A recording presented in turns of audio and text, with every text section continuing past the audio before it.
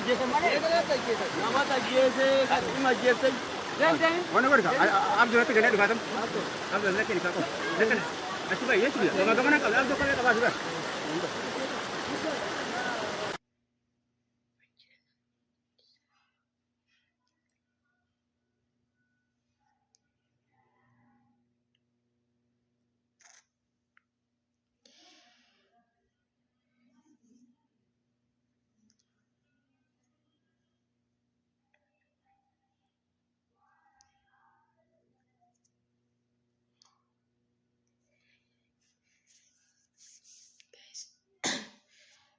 Dhugaa rabbii garaa jabummaa dhala namaa kun jechuudha.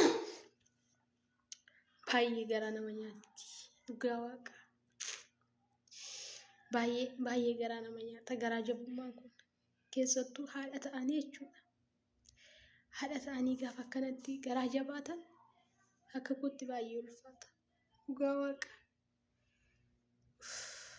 Baay'ee natti ulfaatedha. Baay'ee tokko jechuudha. Dhugaa rabbii. Garaatti baattee injettee ciniinsifattee haadha taateetti.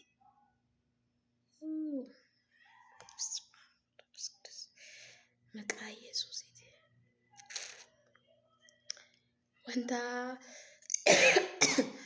Wanta namatti waniin jennedha. Dhugaa rabbii. Dhugaa dubbachuuf wanta baay'ee ulfaatu jechuudha. Kana jedhanii wanta murteessuu hin dandeenye jechuudha. Ana baay'ee jechuudha. Baay'ee natti dhaga'ame. Dhugaa gizeen viidiyoo kana argee maqaa Yesuusiin baay'ee tokko jechuudha. Dhugaa waaqa baay'ee jechuudha. Gaafa akkasitti garaa jabummaa haati qufaan qabee haati garaa jabummaa akkasii gaafa godhattee jechuudha. Garaa jabummaa akkasii godhattee haati gaafa dhala ishii lagatti gad darbattu baay'ee ulfaata. Baay'ee dhugaa waaqa amanuudhaaf baay'ee nama gaddisiisa jechuudha. Tole nagaa kullee hin dagarne akkam jirtu maatii koo nagaa keessanii bakka jirtanitti nagaa faraaruu waaqayyoo isiniif haa baay'atu. Warri chaanaalii kanaaf haraa taatan immoo baga nagaan dhuftanii gara chaanaalii siifan gindoo isiniin jedhara. Laayik, sheer, sabskiraayib gochuu hin dagatina. Na jajjabeessaa isiniin jedha.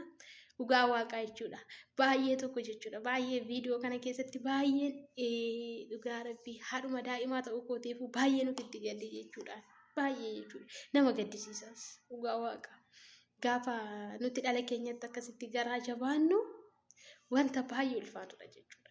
Ani garuu baay'ee natti ulfaate. Akkuma viidiyoo kana ilaalaa jirtan gaa maal gooti egaa keessi ishii biyyi ishii eessa akka isheen taate hin himamne wanti kun.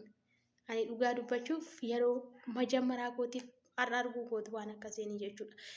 Haati daa'ima ishii bishaan keessatti gattu yeroo jammaraaf ani amma arguu kooti jechuudha. Takka argeen beeku waan akkasii.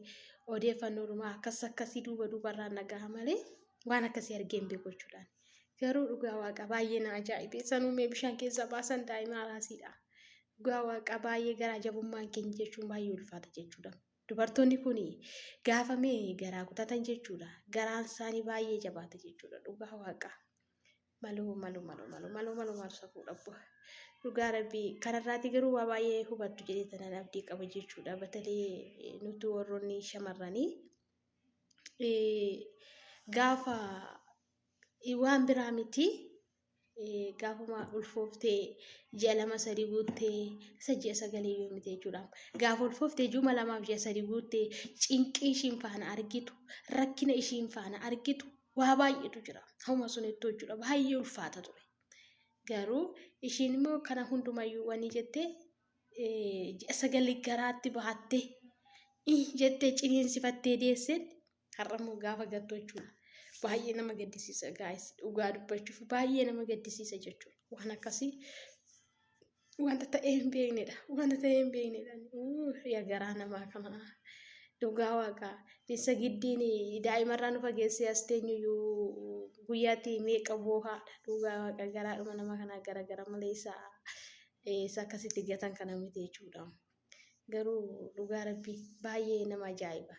Garaa jabummaan kun akkasitti baay'ee ulfaata. Ijoollee kan na dhibame baruma akkamii keessa jirraa? Dhugaa waaqa ani baruma kanatu gaaffii natti ta'aa jira. Bara abbaan ilma reebu, bara ilmitti abbaa reebu, bara itti haati intala reebdu, bara intalli itti haadha reebdu. Walqixa ta'e jireenyi biyya lafaa kun. duratti haatiin saalfatamti abbaan saalfatama amma kun hin jiru abbaa gadi baaseettuma intalli haadha gadi baasteettumti amma keessa darbaa wush jettee ciniinsifattee dhalashii badaasaatti gataa jirti.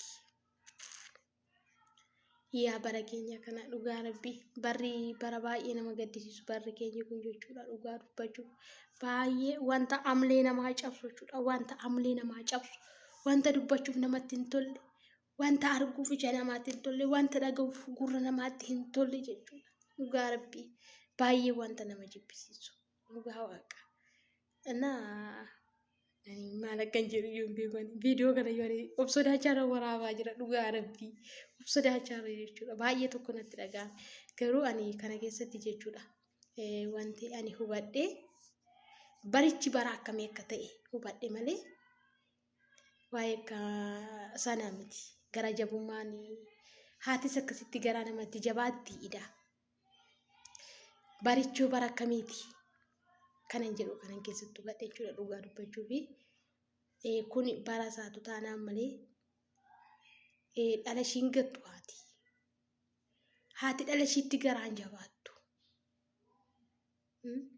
garuu barichuma bakka barichatu ga'ee yeroon dhufaatii gooftaa Yesuus Kiristoos waan ga'eef malee wanti kun hundumtuu raawwatu wanti macaafni qulqulluun jedhume hundi isaa raawwachaa jira perfectly hundi isaa jechuudha wanti hafaa jiru tokko illee hin jiru hundi isaa raawwachaa dhugaa dubbachuuf taanaan wantoota namatti hin tolle wantoota nama jibbisiisanidha bakka wanti nuti sooshaal miidiyaa kanarratti argaa oollu wanti sooshaal miidiyaa kanarratti dhagaa oollu wantoota jireenya namaatiif hin tolle jechuudha dhaga'uuf kan namatti hin tolle jechuudha dhugaa dubbachuuf taanaan inna dhugaa waaqa gaa'is maal isiniin jedhaa miti ani waan majjechaa yuunan dhabeera har'a baay'ee tokko gara na wannee dheera dhugaa dubbachuudhaaf taana dubbiidhuma hin dadhabee jechuudha barri kun bara baay'ee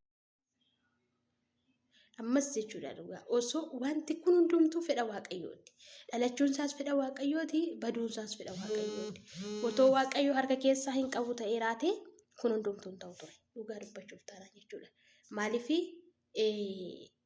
osoo akka inni dhalanne waaqayyoo fedha isaa miti ta'ee raate waanuma godhee bada ture duruma wayini dhumamu ture wanti kun fedha miti waaqayyoo osoo ta'ee raate jechuudha ammas immoo erga dhalatee immoo du'uun mucaa kana daa'ima kanaa fedha waaqayyoo miti osoo ta'ee raate bishaan miti osoo wanni barbaade dhufeeyyuu du'uu hin danda'u ture maaliifi Museeni gaafa mootichi itti dhalate akka inni guddanne akka ijoollonni dhiiraa saba sun keessatti akka hin guddanneef gaafa ajaja baase Museen haati isaa fuutee dhaqxeetiin laga qarqara keessa isaatiin ukkaamsite garuu inuma jiraatee nama guddate maaliif egaa fedha waaqayyootu akeeka waan irraa qabuuf Museen akka nama ta'uuf Museen akka inni saboota Israa'eliif gaggeessuuf waaqayyo waan fedha qabuuf kan inni Museen jiraate malee osoo Museen akka du'uuf fedha waaqayyooti ta'utu ta'e raate hin du'achuudha ammas maal isin jechuu barbaadeseetu osoo mucaan kun jiraachuudhaaf jiraachuun isaa fedha waaqayyoo miti akka inni jiraatu fedha waaqayyooti osoo ta'e raate hin du'u garuu egaa waan hundumtuu waaqayyootu beeka innaa dubartoonni keenya immoo baay'ee namoota kun hin ta'uu qabu ture ta'e bakka dhalate tokko gaafa duraa of eeguu qabna erga dhalate immoo nama ta'ee kan dhalate kana miidhuu hin qabnu bakka kun lubbuu keenya boruutiifis hamma fedhe too waan barbaade too goote gaarummaa iftee wanta fedhe too goote si gaafata walirratti kanaaf tokko jammaraa of eeggachuu qabna gaa'ila keenya dursa waan akkasii dhaquu dhiisuu qabna lammaffaan immoo erga ta'ee immoo bakka gonkumaa kana gochuu dhiisuu hin qabnu maaliif kan dhalate nama wanti nama saalfachiisu tokko illee hin jiru kana keessatti nama saalfachiisu kun bineensa miti kan dhalate namadha waan ta'eef jechuudha maaliif bineensa yoo ta'e erga uumaan keessii kennee balleessuu hin qabdu bakka adaraa keessa shamarran keenya of eeggadhaa isiniin nan jedhaanii warri biyya keessas biyya alaas kan jirtan waaqayyo erga isinii kennee firee keessan fuutanii balleessinaa hin bittinsiinaa maaliif nu gaafata boru waaqayyo har'aaf nutti fakkaata malee jireenyi biyya lafa adaraa keessan isiniin jedha turtii gaarii naa qabaadhaan viidiyoo